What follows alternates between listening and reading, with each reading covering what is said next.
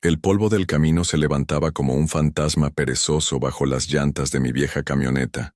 La noche en el desierto de Sonora no es como en otros lugares. Es una noche con peso, una oscuridad que se siente en los huesos, llena de secretos y silencios que se estiran por kilómetros de asfalto solitario. Yo, Elena, con mis 68 años a cuestas y el corazón remendado por el tiempo, conducía sin más compañía que el recuerdo de Ricardo y el zumbido monótono del motor. Hacía un año que se había ido, y esa ausencia era un pasajero constante a mi lado. Viajaba de Magdalena a Santa Ana, un tramo que había hecho cientos de veces, pero nunca tan tarde, nunca con esta sensación de estar huyendo de mi propia casa vacía. El aire acondicionado apenas lograba mitigar el calor residual del día, ese aliento de dragón que el desierto exhala incluso después del atardecer. Las luces de la camioneta cortaban la negrura como dos cuchillas, revelando solo el camino inmediato, un lienzo gris sobre el que se dibujaban las sombras danzantes de los saguaros, esos centinelas mudos del tiempo. Dentro de mi cabeza, el ruido era mayor que el del motor. Las palabras del doctor rebotaban sin cesar. Fue su corazón, Elena. Súbito, no sufrió. Pero yo sabía que Ricardo había estado sufriendo, no de un dolor físico, sino de algo más profundo, una herida en el alma que se había llevado a la tumba, un negocio que lo consumió, una traición que nunca quiso admitir en voz alta, pero que yo veía en la curva de sus hombros, en la forma en que su risa se había vuelto un eco de lo que fue. Confía en la gente, pero corta las cartas tú misma, me decía siempre, citando a algún viejo sabio. Y sin embargo, en el final, alguien más había barajado su destino. Esa noche, en la carretera, no solo conducía un vehículo, arrastraba el peso de las preguntas sin respuesta, de las conversaciones pendientes, de la justicia que sentía que se le debía a la memoria de mi hombre. La música de la radio, una vieja balada de José José, solo añadía una capa más de melancólica nostalgia a la atmósfera. Cantaba en voz baja, más para mí que para el vacío del desierto, sintiendo cada palabra como si narrara mi propia historia. Fue entonces cuando la vi. Al principio, era solo un punto blanco y trémulo en el borde de la carretera, una mancha de luz en la inmensidad oscura. Pensé que era un reflejo, quizás un señalamiento vial maltratado por el sol, pero a medida que me acercaba, la forma se definió. Era una mujer. Estaba de pie, inmóvil, con el brazo extendido, no en un gesto de auxilio desesperado, sino con una calma solemne, casi como si me estuviera esperando. Llevaba un vestido blanco, largo y sencillo, que ondeaba ligeramente a pesar de la ausencia de brisa. Su cabello era largo y oscuro, cayendo sobre sus hombros como una cascada de tinta. Reduje la velocidad instintivamente, el corazón martillándome en el pecho. ¿Quién estaría aquí en medio de la nada a estas horas? Los peligros de la carretera son cuentos que se susurran de generación en generación. Bandidos, almas en pena, la Llorona misma. Mi mente racional buscaba una explicación. Un coche descompuesto más adelante, una peregrina tardía, pero no había luces de ningún otro vehículo, ni rastro de nada más que ella y la noche. Detuve la camioneta a unos metros de distancia, el motor temblando en ralentí. La mujer no se movió. Su rostro, aunque a la distancia parecía sereno, casi luminoso en la oscuridad. Tenía los pies descalzos sobre el asfalto caliente. Un escalofrío me recorrió la espalda, uno que no tenía nada que ver con el aire acondicionado. Era el frío del misterio, de lo inexplicable. ¿Debía bajar? ¿Debía seguir mi camino y dejarla a su suerte? La imagen de mi abuela persignándose al hablar de los aparecidos de la carretera cruzó mi mente. Pero también la voz de Ricardo, siempre pragmático. El miedo es una jaula con la puerta abierta, mi amor. Solo tú decides si te quedas dentro. Bajé el vidrio de la ventanilla del copiloto y grité, mi voz sonando extrañamente débil en la vastedad. ¿Necesita ayuda? La mujer bajó el brazo lentamente. No respondió. Solo me miró. Y en su mirada, sentí una profundidad que me sacudió. No era una mirada de súplica, sino de entendimiento, de una tristeza antigua y sabia. Era como si me conociera, como si viera directamente a través de mi piel hasta el dolor que anidaba en mi alma. Entonces, sin decir una palabra, levantó su otra mano y señaló hacia el frente, hacia el camino que yo debía seguir. No hacia un lado, no hacia atrás, sino hacia adelante. Luego, tan lentamente como había aparecido, comenzó a desvanecerse. No caminó hacia el desierto, no se ocultó detrás de un saguaro, simplemente se volvió translúcida, como un espejismo que se disuelve, hasta que solo quedó la noche y el silencio roto por el latido de mi propio corazón. Me quedé paralizada, con las manos aferradas al volante, la respiración contenida. Mi mente luchaba por procesar lo que mis ojos acababan de presenciar. No podía ser real. Debió ser el cansancio, el calor, el dolor, una alucinación, pero se sintió tan real, tan presente. El mensaje, si es que lo había, era claro. Sigue adelante. No te detengas. Tu camino está enfrente. Arranqué de nuevo, esta vez con una prisa que no había sentido antes. Conduje el resto del camino hasta Santa Ana con los ojos fijos en el asfalto, el espejo retrovisor olvidado deliberadamente. No quería mirar atrás. No quería ver si algo o alguien me seguía. Al llegar a la seguridad de mi casa, cerré la puerta con doble llave y me apoyé contra ella, temblando. Esa noche, mientras el sol comenzaba a teñir de rosa el horizonte, hice un juramento solemne, un pacto conmigo misma y con los fantasmas de la carretera. Nunca más volvería a conducir de noche. El desierto guardaba demasiados secretos, y yo ya tenía suficientes propios. Los días que siguieron a esa noche en la carretera de Sonora estuvieron teñidos por la extraña experiencia. La imagen de la mujer de blanco se superponía a mis quehaceres diarios, como una marca de agua en un papel viejo. Intentaba racionalizarlo, atribuirlo al estrés, a la soledad, al simple agotamiento de un alma en duelo. Sin embargo, la sensación de que aquel encuentro había sido un presagio, una señal, no me abandonaba. Era como una piedra en el zapato de mi conciencia, pequeña pero imposible de ignorar. Me dediqué a mis rutinas con una meticulosidad casi febril, como si el orden en mi casa pudiera poner orden en mi mente. Limpiaba los muebles que Ricardo había tallado con sus propias manos, puliendo la madera hasta que reflejaba mi rostro preocupado. Reorganizaba su estudio, un santuario de planos, libros de contabilidad y sueños a medio construir que yo no había tenido el valor de tocar en un año. Fue precisamente allí, en ese espacio sagrado de silencio y recuerdos, donde el mensaje de la mujer de blanco comenzó a tomar forma. Estaba desempolvando su estantería, pasando un paño suave sobre los lomos de cuero de sus libros favoritos.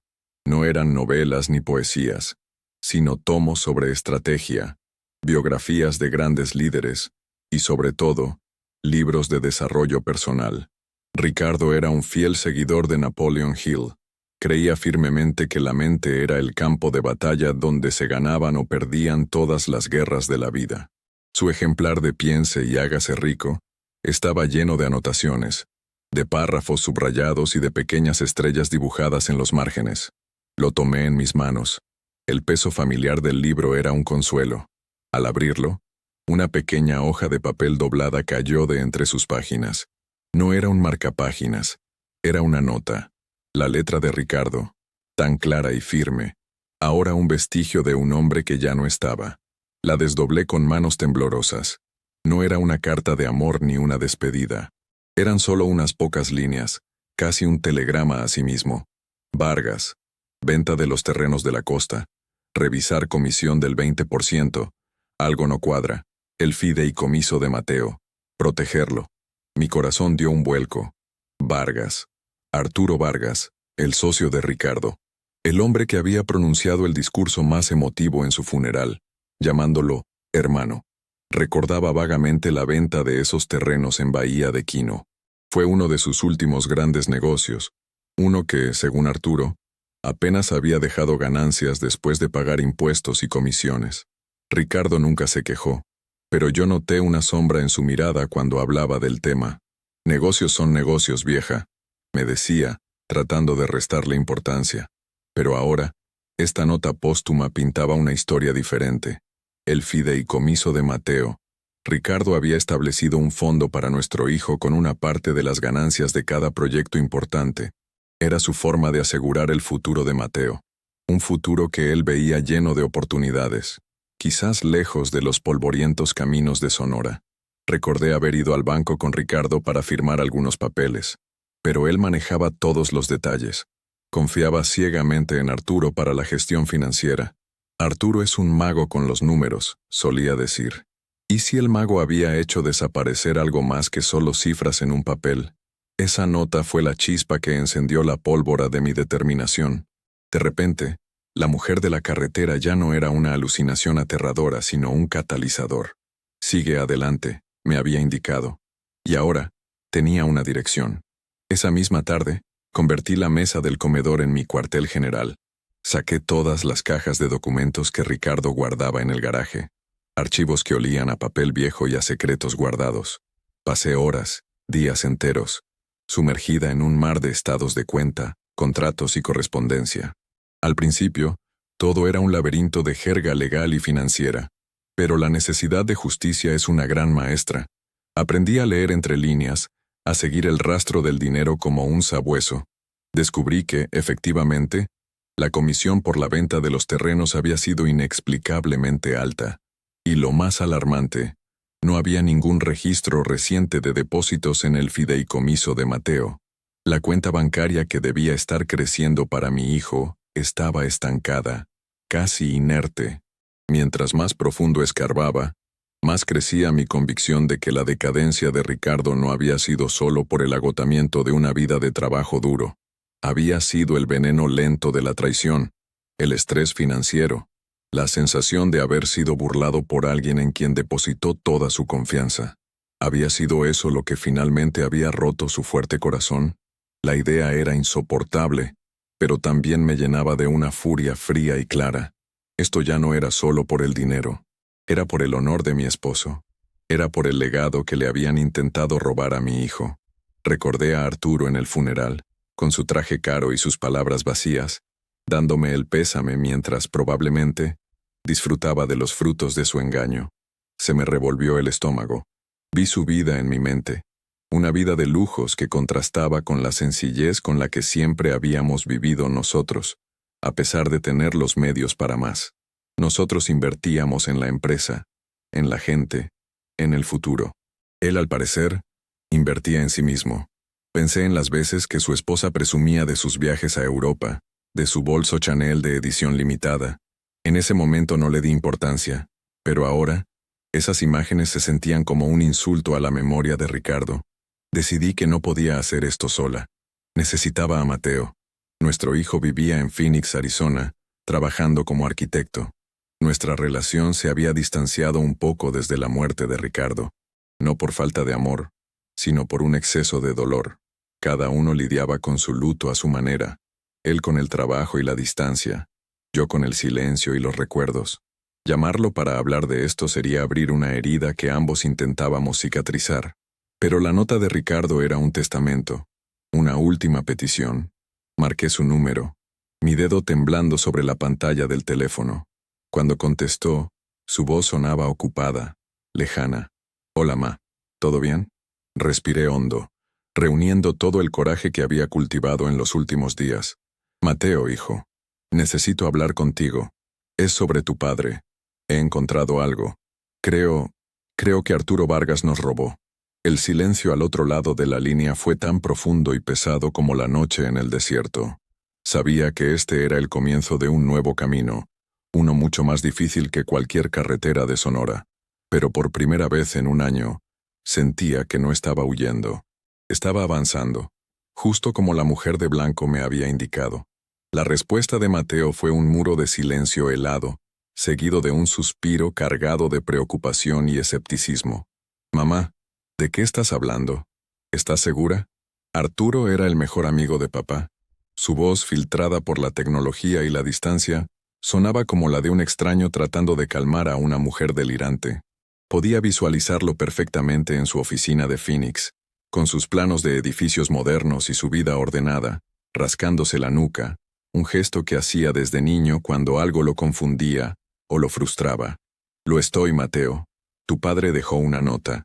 Y he estado revisando sus papeles. Hay cosas que no tienen sentido, hijo.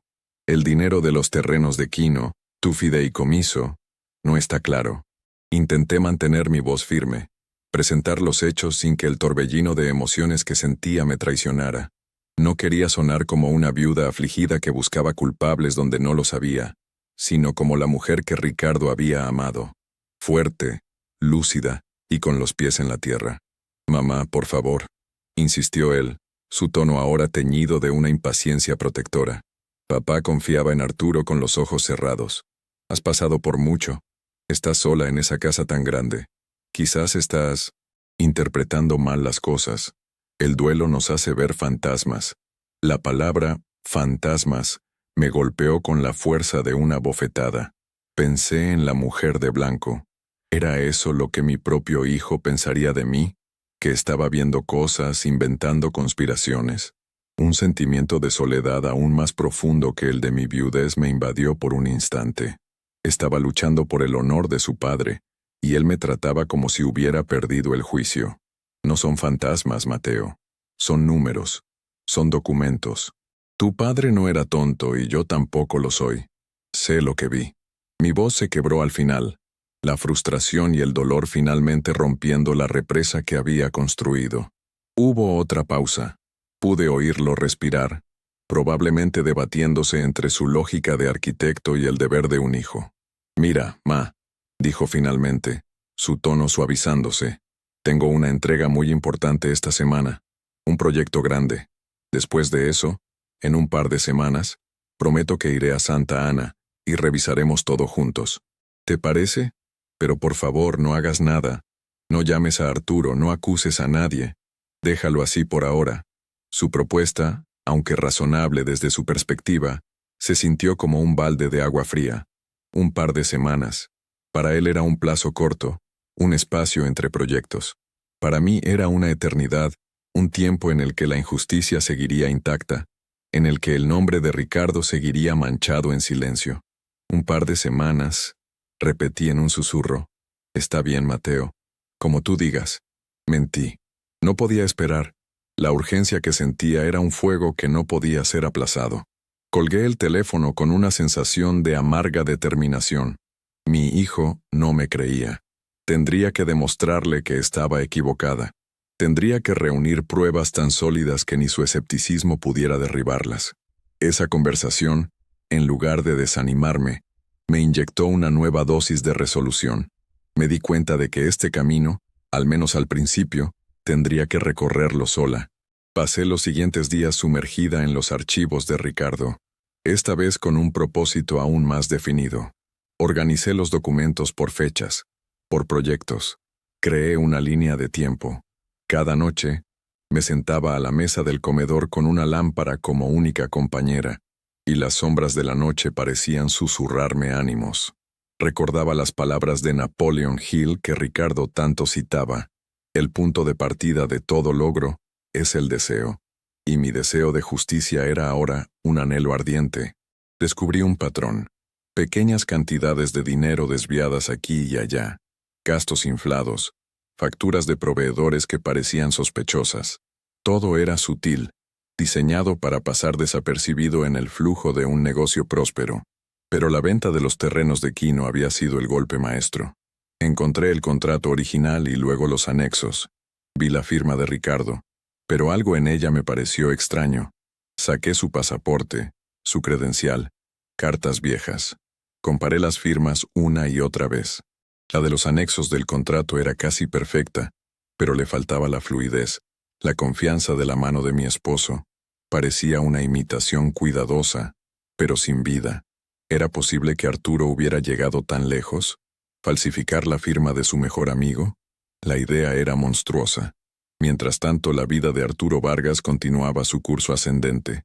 Una amiga en común, sin saber nada de mis sospechas, me llamó para ponerme al día con los chismes del pueblo. «Ay, Elena, ¿ya supiste de los Vargas? Acaban de regresar de un viaje a los viñedos de Napa Valley. Y dicen que Arturo se acaba de comprar un BMW último modelo, de esos que ni en Hermosillo se ven. ¡Qué bien les está yendo!». Cada palabra era una puñalada. Su prosperidad, me daba cuenta ahora, estaba construida sobre los cimientos de nuestra pérdida. Se paseaban por el mundo con el dinero que le correspondía a mi hijo, el dinero por el que Ricardo había trabajado hasta su último aliento. La imagen de Arturo conduciendo su lujoso coche alemán, mientras yo revisaba papeles polvorientos en mi solitaria casa, me llenó de una ira justa. No era envidia. Era el grito silencioso de la equidad. Decidí que necesitaba ayuda profesional, alguien que pudiera entender el lenguaje de los números mejor que yo. Recordé que Ricardo había mencionado alguna vez a un contador forense en Hermosillo, un hombre mayor y muy respetado, llamado Julián Solís, famoso por su habilidad para encontrar fantasmas en las máquinas de sumar. Buscar su número fue mi siguiente misión. No iba a esperar a Mateo. Si él no quería creer en los fantasmas que yo veía, entonces le presentaría las pruebas irrefutables que un experto podría desenterrar. Hice la llamada. El señor Solís me escuchó con una paciencia infinita, su voz grave y calmada al otro lado de la línea. Le expliqué la situación sin rodeos, con la misma claridad con la que había organizado los documentos. Señora Elena, dijo al final, traiga todo lo que tenga. Si hay algo que encontrar, lo encontraremos. Por primera vez, sentí un rayo de esperanza. No estaba sola, tenía un plan, y cada paso, por pequeño que fuera, era un acto de amor y lealtad hacia Ricardo. Estaba superando mi dolor, transformándolo en acción, y en el fondo de mi mente, la imagen de la mujer de blanco ya no era un recuerdo inquietante, sino el rostro sereno de mi propia intuición, guiándome en la oscuridad. El viaje a Hermosillo se sentía diferente esta vez. Conducía de día, cumpliendo mi promesa, pero la determinación que me impulsaba era tan intensa como la oscuridad de aquella noche fatídica. En el asiento del copiloto, en lugar de la ausencia de Ricardo, viajaba una caja de cartón llena de documentos, el peso tangible de mi misión.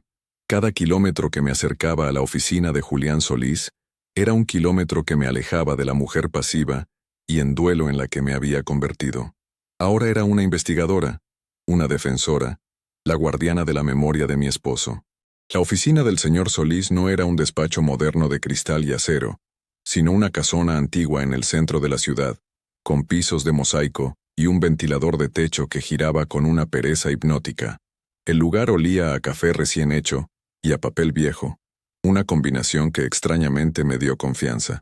Julián Solís era un hombre de unos 70 y tantos años, con el cabello blanco y unos anteojos gruesos que magnificaban sus ojos, dándole un aire de búho sabio. Me recibió con una formalidad amable y me condujo a su despacho, una habitación cuyas paredes estaban cubiertas de estanterías repletas de libros de contabilidad. Señora Elena, gracias por venir, dijo, indicándome una silla de cuero frente a su imponente escritorio de madera. Cuéntemelo todo desde el principio. Y así lo hice. Durante casi 2 horas, desdoblé la historia, desde mis sospechas iniciales hasta el descubrimiento de la posible firma falsificada. Saqué los documentos de la caja uno por uno, explicándole mi lógica, señalando las discrepancias que había encontrado.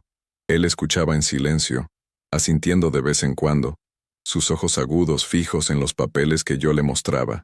No me interrumpió ni una sola vez. Me dejó vaciar mi corazón y mi mente, dándole a mis preocupaciones el peso y la seriedad que mi propio hijo no me había dado. Cuando terminé, me sentí agotada pero extrañamente ligera, como si hubiera transferido una carga pesada. Julián Solís se reclinó en su silla juntando las yemas de sus dedos. Señora, comenzó con su voz pausada, su instinto es notable. Lo que ha reunido aquí no son delirios de una mujer en duelo, son banderas rojas, banderas muy, muy rojas. Esas palabras fueron un bálsamo para mi alma herida. Necesitaré tiempo para analizar todo esto a fondo, continuó. Debo ser metódico, rastrear cada transacción, cada firma, cada centavo. La contabilidad forense es como la arqueología. Se excava capa por capa hasta encontrar la verdad. Puede llevar semanas. Asentí, sintiendo una oleada de alivio. Tome el tiempo que necesite, señor Solís. Lo único que quiero es la verdad. La verdad tiene la costumbre de salir a la luz, señora. Solo hay que saber dónde cavar, concluyó, con una leve sonrisa. Las semanas que siguieron fueron una prueba de paciencia. Volví a mi rutina en Santa Ana, pero ahora con un propósito. Cada llamada de Mateo era un pequeño interrogatorio. ¿Cómo estás, ma? ¿Has estado descansando? ¿No le has dado más vueltas a ese asunto? Yo le daba respuestas evasivas, diciéndole que estaba más tranquila, que estaba ocupada en el jardín.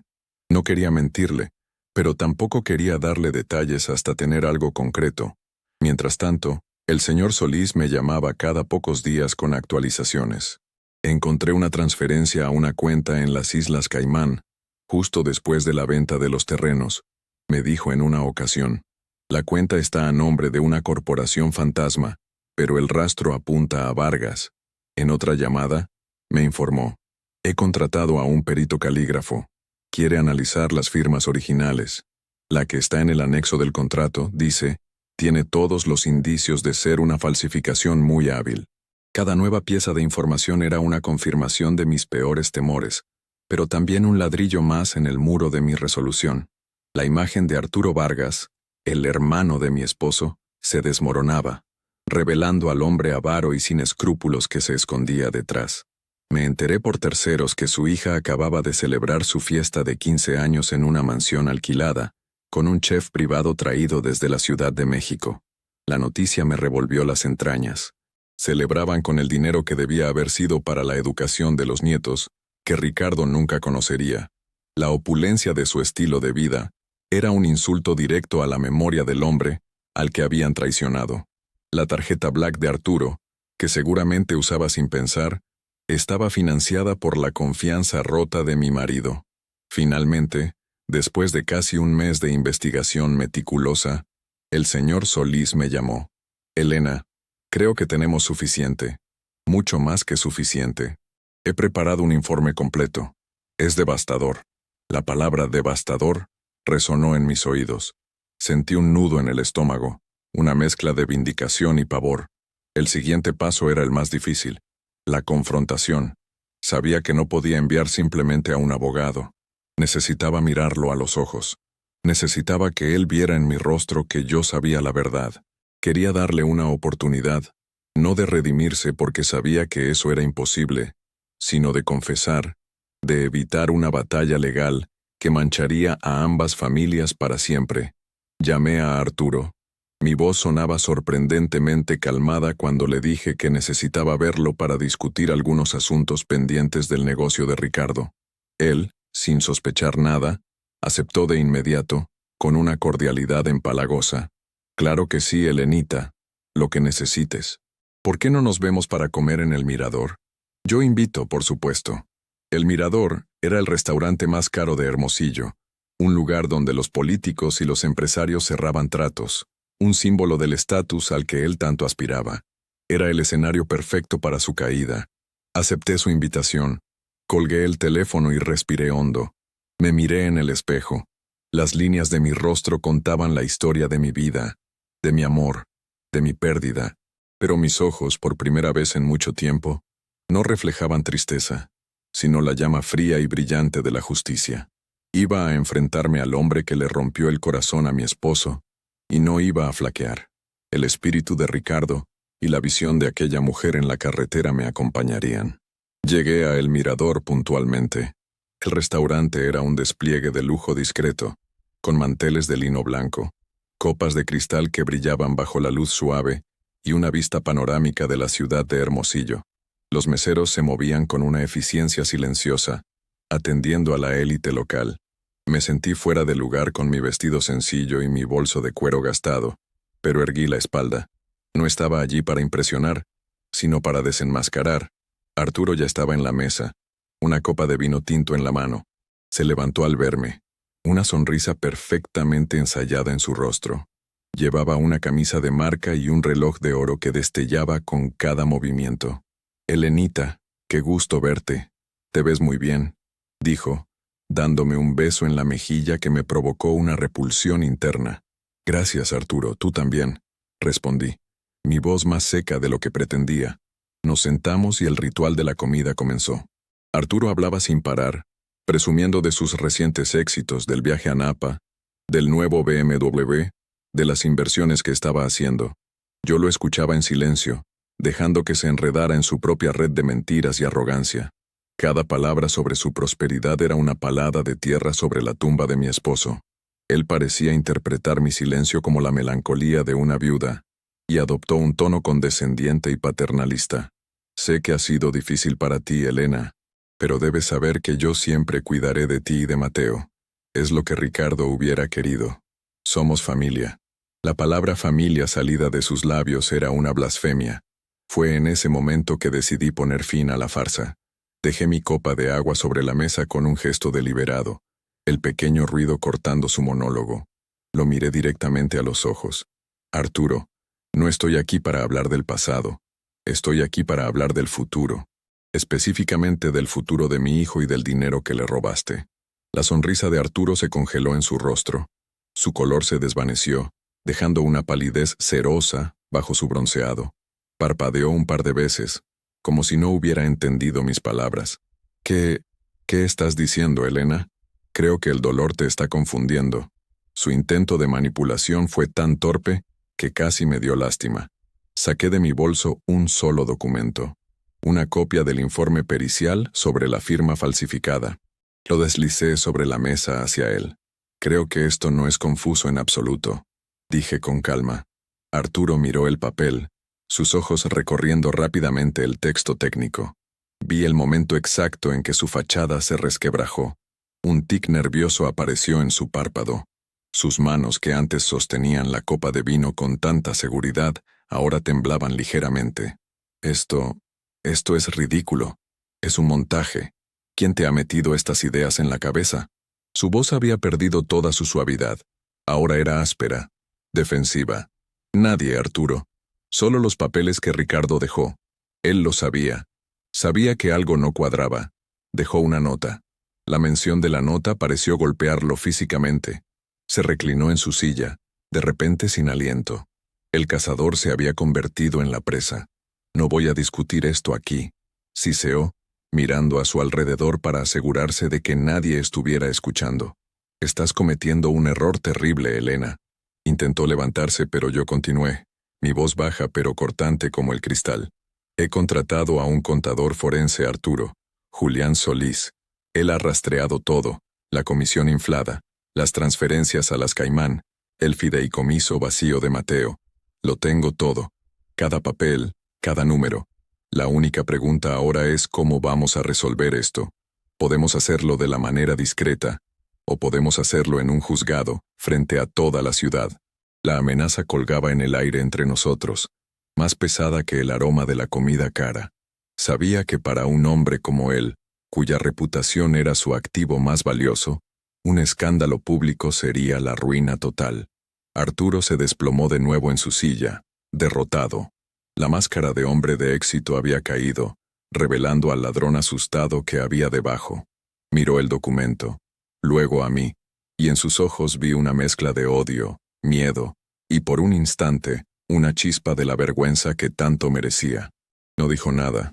No hubo confesión ni disculpa, solo el silencio de un hombre acorralado. Vas a devolver hasta el último centavo que le robaste a mi esposo y a mi hijo, con intereses, le dije, mi voz sin rastro de duda. Mi abogado se pondrá en contacto contigo mañana con los detalles de la transferencia. Si el dinero no está en la cuenta de Mateo para el final de la semana, el señor Solís entregará su informe a las autoridades. ¿Estamos claros? Él solo asintió, su mirada perdida en la nada. Me levanté de la mesa, dejando la comida sin tocar. No necesitaba nada de él, ni siquiera su hospitalidad fraudulenta. Caminé hacia la salida con la cabeza en alto, sintiendo las miradas curiosas de los otros comensales. Al salir al aire caliente de la tarde, respiré hondo. No sentí la euforia de la victoria, sino la paz solemne de haber cumplido un deber sagrado. La confrontación había terminado, pero la batalla real apenas comenzaba, y ahora necesitaba a mi hijo a mi lado. Esa misma tarde llamé a Mateo. Esta vez no había vacilación en mi voz. Hijo, necesito que vengas a Santa Ana. Ahora. Es urgente. El tono de mi voz no admitía discusión. No era la súplica de una madre necesitada, sino la orden de una generala en medio de una campaña. ¿Qué pasó, mamá? ¿Estás bien?, preguntó, la alarma evidente en su voz. Estoy perfectamente, pero las cosas se han movido.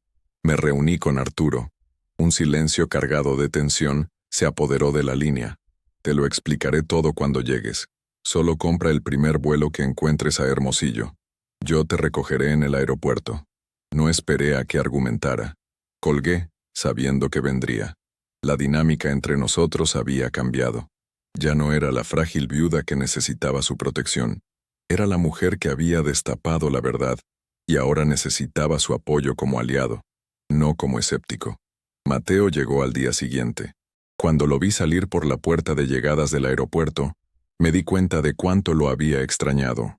Su rostro estaba lleno de preocupación, pero también de una curiosidad que no había visto antes. Durante el trayecto en coche a Santa Ana, le conté todo: el descubrimiento de la nota, la investigación del señor Solís, las cuentas en el extranjero, la firma falsificada y, finalmente, la confrontación en el mirador. Hablé con una calma metódica, presentando los hechos como lo había hecho con el contador. Mateo escuchaba en silencio, sus ojos fijos en la carretera, sus nudillos blancos por la fuerza con que agarraba el tablero. Vi cómo la incredulidad en su rostro se transformaba lentamente en comprensión, y luego en una ira fría y contenida, tan parecida a la que yo había sentido. Cuando terminé mi relato al llegar a casa, se giró hacia mí en el coche estacionado. Mamá, yo no sé qué decir. Tenías razón en todo y yo no te creí. Lo siento mucho. La disculpa salió de su boca con un peso que revelaba un profundo arrepentimiento. No te preocupes por eso ahora, hijo, le dije, poniendo una mano en su brazo. Lo importante es que estás aquí. Lo que viene ahora tenemos que enfrentarlo juntos. Esa noche, por primera vez en más de un año, hablamos de verdad. Desplegué los informes del señor Solís sobre la mesa del comedor, y juntos revisamos las pruebas. Mateo, con su mente lógica de arquitecto, comprendió rápidamente la magnitud del fraude. Vio con sus propios ojos la traición a su padre. Todo este tiempo, murmuró, pasando una mano por su cabello. Todo este tiempo pensé que papá había muerto por el estrés del trabajo, pero fue él. Arturo lo mató lentamente. La confrontación con Arturo no había resultado en una confesión inmediata, pero lo había sacudido hasta los cimientos. Tal como lo había prometido, mi nuevo abogado, recomendado por el señor Solís, le envió una comunicación formal detallando nuestras reclamaciones y el plazo para la restitución de los fondos. La respuesta de Arturo no fue el silencio, sino una contraofensiva. A través de su propio equipo legal, negó todas las acusaciones calificándolas de infundadas y difamatorias, un intento desesperado de una viuda emocionalmente inestable por extorsionarlo. Fue un golpe bajo, un intento de usar mi dolor en mi contra, pero ya no era la misma mujer. Su insulto solo avivó las llamas de mi determinación. «¿Quiere pelear, mamá?», dijo Mateo, con una nueva dureza en su voz. «Pues vamos a darle una pelea». El apoyo de Mateo fue transformador. Se convirtió en mi mano derecha, mi estratega y mi mayor defensor. Se tomó una licencia en su trabajo en Phoenix, instalándose en la casa de su infancia. Verlo en el estudio de su padre, analizando los mismos papeles que yo había estudiado, fue como ver un círculo completarse. Juntos, tomamos la decisión de proceder legalmente. El señor Solís y nuestro abogado nos advirtieron que sería un proceso largo y desagradable. Arturo tenía dinero y conexiones. Lucharía con uñas y dientes para proteger su imperio construido sobre mentiras. «No nos importa», dijimos casi al unísono. «Queremos justicia». La noticia de la demanda cayó como una bomba en nuestro pequeño círculo social. La gente tomó partido. Algunos, cegados por la imagen pública de Arturo, nos veían como los agresores. Otros, que siempre habían albergado sospechas sobre su rápido ascenso, nos ofrecieron su apoyo silencioso. La situación puso a prueba amistades de toda la vida. Fue un periodo de aislamiento y tensión, pero la adversidad tuvo un efecto inesperado. Nos unió a Mateo y a mí como nunca antes. Cocinábamos juntos por las noches, compartiendo recuerdos de Ricardo, riendo y llorando, reconstruyendo nuestro vínculo roto. Me contó de sus propias luchas, de la presión que sentía en su trabajo, de cómo la muerte de su padre lo había dejado sintiéndose a la deriva. Y yo le hablé de mi soledad, de mis miedos y de la extraña mujer de blanco que me había puesto en este camino. Él ya no me miraba con escepticismo, sino con un profundo respeto. Quizás, dijo una noche, quizás era el espíritu de papá, cuidándote. No sabía si creerlo, pero la idea me trajo consuelo. Descubrimos más cosas. Al investigar los registros de viajes de la empresa, encontramos una pista crucial. Un viaje que Ricardo y Arturo habían hecho a California unos meses antes de la venta de los terrenos. Se habían alojado en el Beverly Hills Hotel para reunirse con potenciales compradores. Los registros del hotel mostraban cargos exorbitantes en la cuenta de la habitación de Arturo, incluyendo la contratación de servicios de entretenimiento de lujo, todo cargado a la empresa. Pero lo más importante fue un recibo de un servicio de notario que visitó el hotel. La fecha coincidía con la fecha en que se firmaron los anexos fraudulentos del contrato. Era una pieza más del rompecabezas, una que demostraba la premeditación de Arturo. Estaba claro que había planeado la traición meticulosamente, aprovechando la confianza ciega de su amigo. Cada nuevo descubrimiento era doloroso, pero nos acercaba un paso más a la verdad. La herencia de Mateo no era solo monetaria, era una herencia de integridad, y estábamos luchando para recuperarla en su totalidad. El proceso legal fue una guerra de desgaste, meses de declaraciones, mociones y audiencias preliminares. Los abogados de Arturo eran tan despiadados como él, intentando desacreditarme a cada paso. Pintaban la imagen de una anciana senil, manipulada por un contador vengativo y un hijo codicioso. En la sala de interrogatorios, me bombardearon con preguntas personales, tratando de hacerme tropezar, de quebrarme. Revolvieron el pasado, mis momentos de duelo más profundos, usándolos como armas. Fue brutal. Hubo noches en las que volvía a casa sintiéndome vacía, dudando de mis propias fuerzas. En esos momentos Mateo era mi roca. No dejes que te afecten, mamá. Saben que tenemos la verdad de nuestro lado. Por eso recurren a la suciedad. Tú eres más fuerte que ellos. Y yo recordaba a Ricardo, su fe inquebrantable en que el bien siempre prevalece. Me aferraba a esos recuerdos, a esas convicciones, como un náufrago a una tabla en medio de la tormenta. El punto de inflexión llegó de la fuente más inesperada. Una mujer llamada Sofía, que había sido la secretaria de Ricardo y Arturo durante años, nos contactó. Había dejado la empresa poco después de la muerte de Ricardo, incapaz de seguir trabajando para Arturo. Al principio, tenía miedo de hablar. Arturo la había amenazado advirtiéndole que mantuviera la boca cerrada, pero su conciencia, carcomida por la culpa, finalmente la venció. Se reunió con nosotros en secreto, en un pequeño café lejos de miradas curiosas. Con lágrimas en los ojos nos contó lo que sabía. Confirmó que Arturo había estado manipulando las cuentas durante años. Recordaba la tensión en los últimos meses de vida de Ricardo, cómo llegaba a la oficina con una sombra de preocupación que nunca antes había tenido. Y entonces, nos dio la pieza final, la prueba irrefutable. El día que se firmaron los anexos del contrato de los terrenos de Quino, dijo con voz temblorosa, don Ricardo estaba aquí, en Sonora, en una cita médica conmigo. Le dolía el pecho. Nunca estuvo en Beverly Hills ese día. Nos mostró su agenda de ese año, donde tenía anotada la cita, un simple registro en un viejo cuaderno, pero era la bala de plata que necesitábamos. Sofía estaba dispuesta a testificar bajo juramento. La lealtad a la memoria de Ricardo, el hombre que siempre la había tratado con respeto y amabilidad, fue más fuerte que su miedo a Arturo. Su valentía fue un acto de justicia en sí mismo, un testimonio del verdadero legado de mi esposo. No el dinero, sino el impacto positivo que tuvo en la vida de las personas. Con el testimonio de Sofía y la prueba de la cita médica, el caso de Arturo se derrumbó. Sus abogados, al ver la evidencia incontrovertible, le aconsejaron llegar a un acuerdo. Se enfrentaba no solo a nuestra demanda civil, sino a posibles cargos criminales por fraude y falsificación. De repente, el hombre arrogante y combativo se convirtió en un hombre desesperado, tratando de salvar lo que pudiera de su reputación y su libertad.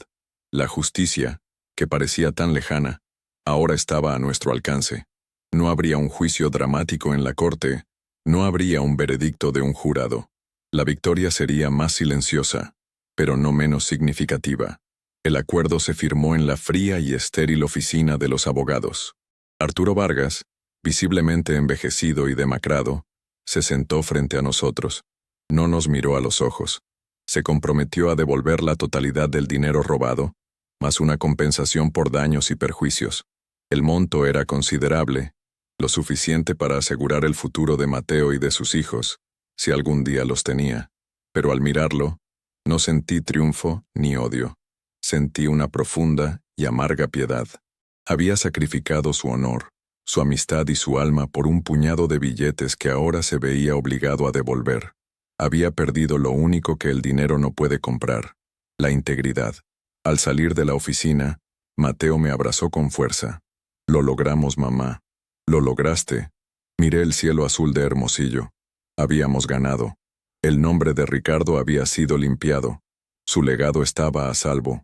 Pero la victoria tenía un sabor agridulce.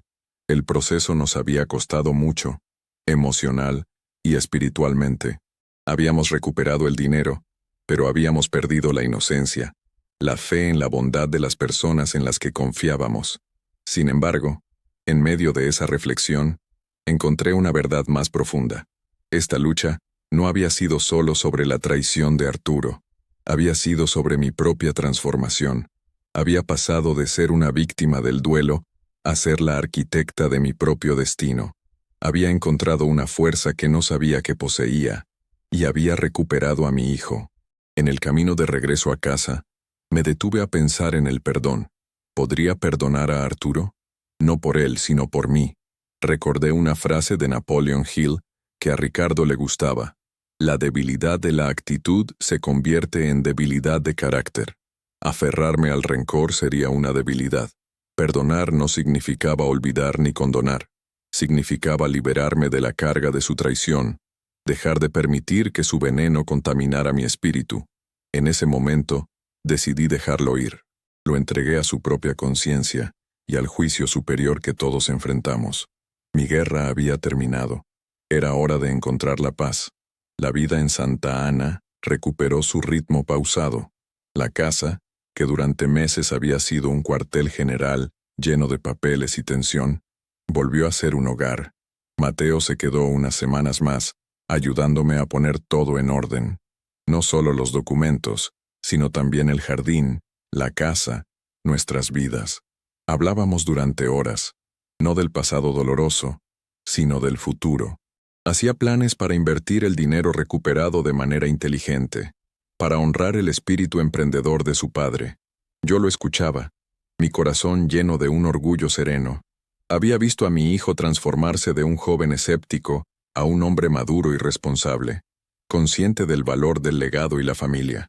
Nuestra relación, forjada en el fuego de la adversidad, era ahora más fuerte que nunca. Una tarde, mientras regaba las rosas que Ricardo había plantado, tuve una epifanía. La mujer de blanco en la carretera. Ya no la veía como un fantasma o un presagio sobrenatural. La entendí como una manifestación de mi propia alma, de esa parte de mí que se negaba a aceptar la injusticia, que sabía que había un camino por delante aunque no pudiera verlo claramente. Fue mi propia intuición, mi propia fuerza interior, llamándome a la acción, deteniéndome en el camino de la autocompasión y señalándome la dirección de la verdad. Ella no era una aparición externa, sino un reflejo de la guerrera que dormía dentro de mí. El juramento que hice esa noche, el de no volver a conducir en la oscuridad, también adquirió un nuevo significado. Ya no se trataba de la noche literal, sino de la oscuridad de la ignorancia, del miedo y de la inacción, y había cumplido mi promesa. Había salido de esa oscuridad y había traído la luz no solo a la memoria de mi esposo, sino a mi propia vida. La justicia se había servido, el dinero había sido devuelto, pero la verdadera riqueza que obtuvimos de esta terrible experiencia no se podía depositar en un banco. Era la reconexión con mi hijo, el descubrimiento de mi propia resiliencia y la paz de saber que habíamos honrado al hombre que tanto amamos.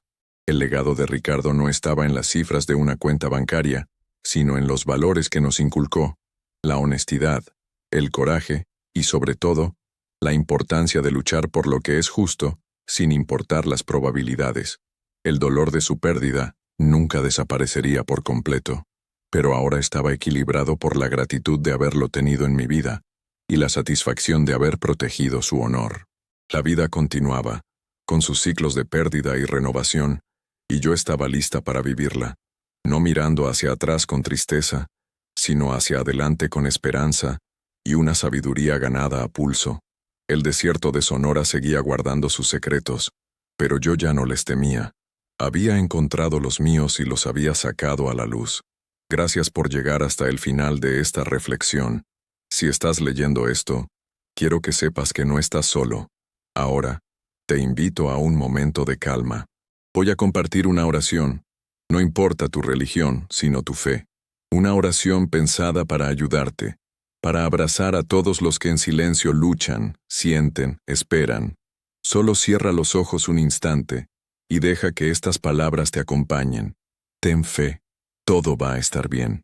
Orar, encenderse por dentro. Hay dolores que nadie ve, dolores que no gritan, no sangran, pero pesan como un velo sobre los hombros. Esos que uno carga en silencio, tratando de entender, de seguir, de soportar. Pero hay un momento, y yo he estado ahí varias veces, en que el esfuerzo cansa, la mente se rinde, y algo dentro de uno se arrodilla, no por debilidad, sino por verdad. Es en ese instante cuando la oración comienza, o mejor dicho, aparece.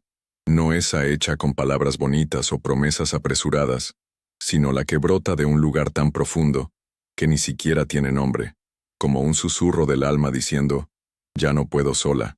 Orar, descubrir, no es pedir, es recordar. Recordar quiénes somos cuando el ego se aquieta. Recordar que la vida también late en lo invisible, que hay un centro en nosotros donde todo descansa, y que, aunque por fuera todo parezca derrumbarse, ese centro permanece. A veces, orar es simplemente cerrar los ojos y recogerse como una flor que siente el frío de la noche. Es permitir que una presencia suave nos envuelva, no como magia, sino como sustento, como quien dice sin prisa, aquí estoy, incluso ahora. La oración, o la súplica, no cambia el mundo, pero cambia a quien ora. No evita los dolores, pero transforma la forma en que atravesamos cada uno de ellos. Nos da una mirada más tierna, un corazón menos endurecido, un paso más firme, incluso en la oscuridad. Es como si, por un instante, el alma flotara por encima del tiempo y regresara al cuerpo con más paz. No una paz ruidosa, sino esa que solo quien ha pasado por el caos puede reconocer. Orar es afinar la escucha. La mente se calla y la intuición despierta. Las respuestas no siempre vienen en palabras. A veces son solo percepciones, toques sutiles, un calor en el pecho. La oración ilumina lo que estaba turbio, deshace nudos que ni sabíamos que teníamos. Y lo más bonito es que no tiene que ser complicado. Orar es hablar con Dios, con el universo, con esa inteligencia amorosa que nos habita y nos envuelve, incluso cuando lo olvidamos. Y no tiene que sonar bonito. No necesitas saber rezar. No necesitas entender nada sobre la fe. Puede ser un desahogo en la ducha, una lágrima en la almohada, una frase susurrada antes de dormir. Cuídame. Puede ser incluso el silencio, cuando el dolor es tan profundo que no salen palabras. Dios entiende todo eso. El universo escucha lo que el corazón no sabe decir. No hay una forma correcta. Hay presencia. Y cada vez que nos permitimos ese encuentro, aunque sea sin ritual, aunque sea sin certeza, es oración. Es tan simple, tan al alcance. Orar es solo recordar que no estamos solos. Y entonces, un día, sin darnos cuenta, nos volvemos oración. La forma de caminar, de tocar, de callar, todo empieza a vibrar distinto. Ni siquiera hace falta decir nada. Solo estar ahí ya es oración viva. Y hasta en los días en que no logramos orar, y sí, hay días así, el alma sigue orando por nosotros. El espíritu no olvida de dónde viene. Al final, orar es eso, encenderse por dentro, y dejar que esa luz nos guíe, incluso cuando no sabemos el camino. Si esta historia y esta reflexión te han tocado el corazón, te pido que me dejes un comentario y sigas nuestro canal para no perderte las próximas. Me encantaría saber qué te ha parecido. Y si te animas, Cuéntame qué temas o historias te gustaría que exploráramos juntos. ¿Desde qué ciudad o país nos acompañas? Saber de dónde eres me hace sentir más cerca de ti. Como un pequeño gesto de agradecimiento por tu tiempo y para ayudar al canal, he dejado en el primer comentario fijado unas recetas de tés relajantes y unos postres deliciosos sin azúcar para cuidar el cuerpo y el alma. Que Dios te proteja a ti y a los tuyos. Gracias por estar aquí.